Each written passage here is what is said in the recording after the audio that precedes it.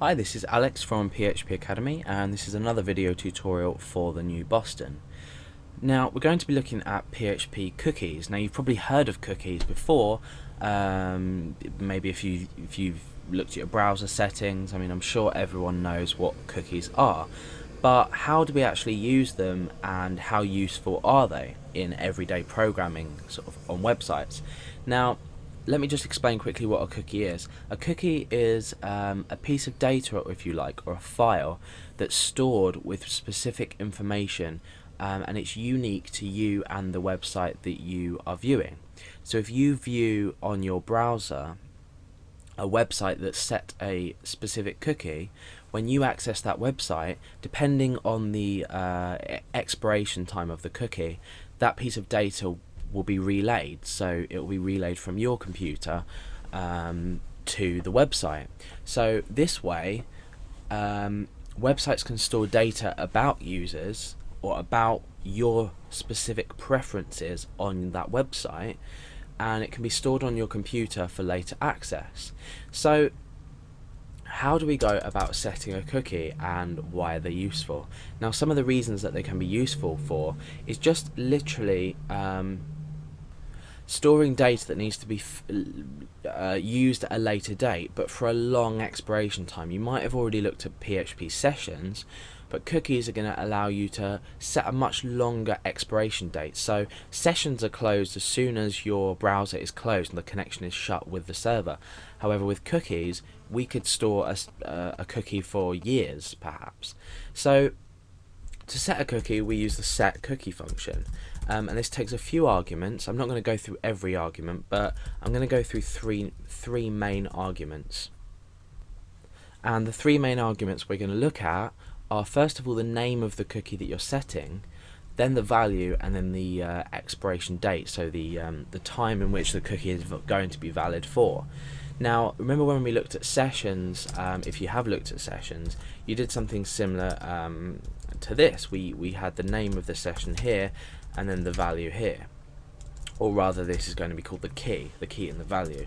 Now, with set cookies, we just use this one function to set the cookie. The name of it's here, so I could say username.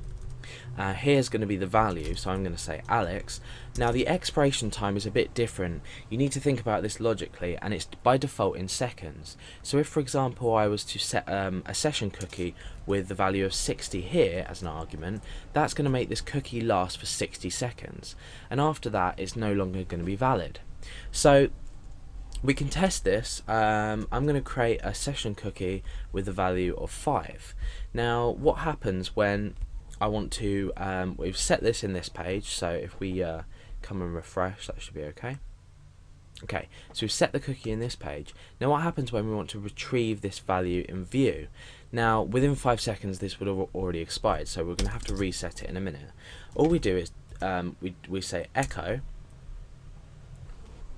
and then what we do is we use $_cookie, so much like session, and then the name of the cookie, so this is username in this case, so username, and that's basically it. We haven't had to declare anything anywhere or set, well, we have, but we haven't had to set anything anywhere, the same that we did with sessions, with session, spell it right, with session start. So these are a lot more freely used on your page. We also don't need to kill well, we do need to kill a cookie at some point, but this is done in a slightly different way to sessions. So we're echoing cookie username. Now, at the moment, we shouldn't receive a value because the cookie does not exist, because the expiration time is 5 seconds. So if I go back to set again, here, so in this page we can reset, or refresh rather, and then what we can do is, before the 5 seconds are over, we can quickly come back to view. Oh no, maybe let's just change that to 10. Set.php, so that's hopefully set the cookie, and now into view.php. Okay, and it's not working, so let's think why that could be. Right, okay, so yeah, okay, so I've forgotten sort of a vital part of this, and the point is that what we do is we in fact set a timestamp here, and timestamps in PHP are basically they're an amount of seconds from a specific date. I can't remember what the date is. I think it's somewhere in 1990. but there is another video on that, so you can go and reference to that if you want. So what we would do is to access a timestamp, originally we would use time equals timestamp, whereas time now is just a variable that I've set. Oh no, sorry, we would do time. So we'd use the time function to grab a timestamp. Let's just have a look at that, so so you can see what we're looking at. That's in set.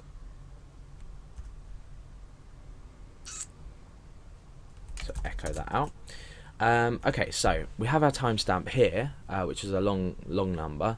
Now what we do is when we set a cookie, we set it from the current time, so we can use this function within this function here, but then we add on the amount of seconds we want for it to expire.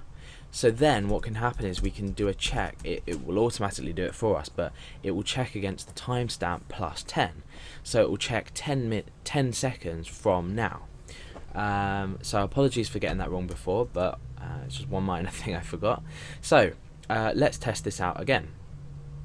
So so we've got set.php. Let's refresh. Now the cookie has been set. We come into view.php and you can see that it's been set. Now as I'm talking to you, eventually the cookie is going to expire because the timestamp is going to be less than the current date. So if I refresh again, I think that should go. Yeah. So now our cookie has expired. So you can understand now the use of this for login systems where you say, you know, you might log your user in default by an hour, but you might have a check box to say, keep me logged in for, you know, keep me logged in or something, and then that would keep the user logged in for maybe a month, 2 months. You could set it up to sort of a period of a year if you wanted to say constantly keep them logged in. So that's basically how cookies are useful. But remember, the cookies are stored on the user's computer, so they're dangerous to use for things like sensitive data that you don't want the user to be able to change. For example, if you were to have a shopping cart and you had the total set in a cookie, you don't necessarily want this unless you're using some form of encryption or some other way to or some database usage to store this where the user can't make the change. So this is how we do it, and that's basically sessions or cookies in PHP.